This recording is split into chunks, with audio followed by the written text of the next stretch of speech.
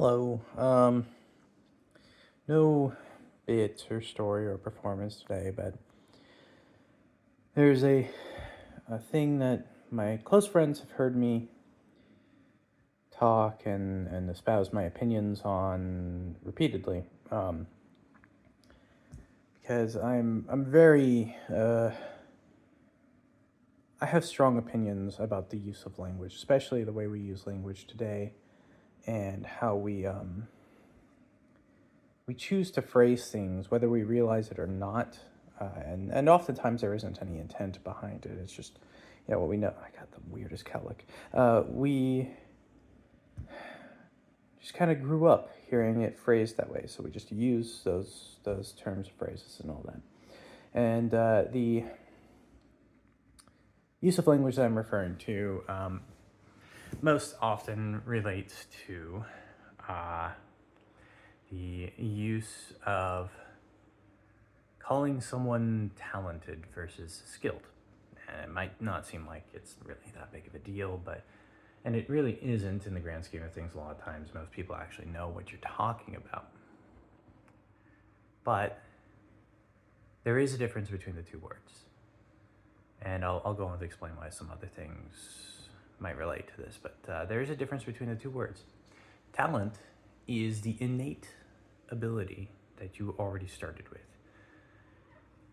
You are talented if without any practice you're able to draw something impressive. You are talented if without any training you are able to sing quite well.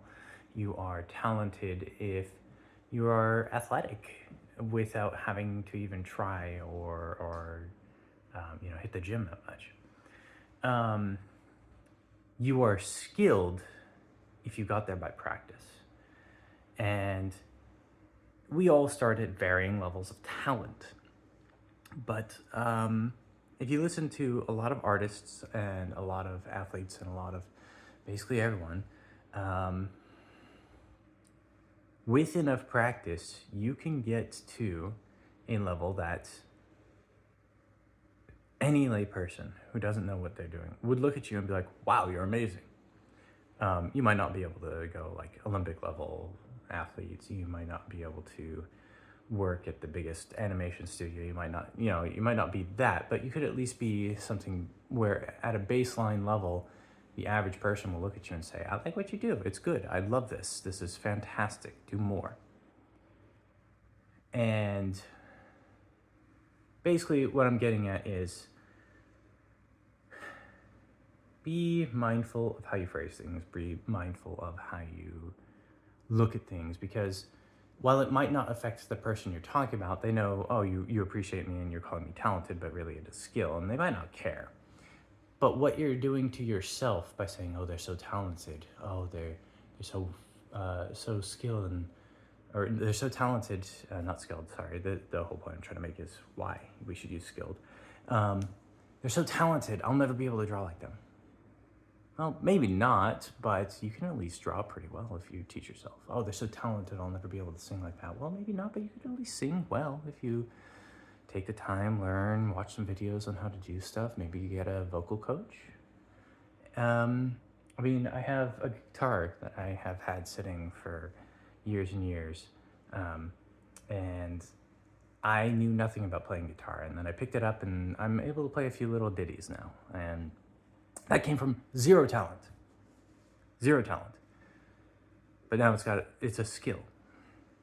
And to continue this conversation, I often bring up the idea that we refer to someone as a genius nowadays. And you might want to fact check me on this, but in the past, way long ago, we used to refer to someone as having genius, something that was not themselves. And it was often spoken of in a way that, like, we speak of an artist having a muse, an inspiration outside of themselves that drives them to create, to build, to make things. And that's where we get the phrase, a stroke of genius. They had a moment where they were inspired and they came up with this incredible solution to what had probably been a centuries-old problem. And all it took was them making a single connection that they were then inspired to pursue. I've had people call me a genius, and I hate it because it puts this pressure on me to always be the smartest person in the room, to always be incredibly intelligent. And the fact is, I will have moments where I solve a problem for someone that to me seemed really easy, but to them was day changing. But I don't like when they call me a genius after. It doesn't make me feel good. It doesn't make me feel proud of myself because it's almost taking away from the fact that I had to work for that solution. And it also makes me worry that they're never going to believe that they could be capable of solving the problem like that themselves. When I am a firm believer that I can teach anyone to do anything I can do because I'm not some impressive individual with some crazy skill sets. I've done cashier work and delivery driving and lifeguarding for most of my professional career, and I just happen to be able to have that drive to learn and to grow. And that's what people should pursue. They should pursue the skill. They shouldn't just look at things and say, well, I don't have the talent, so I might as well not even try.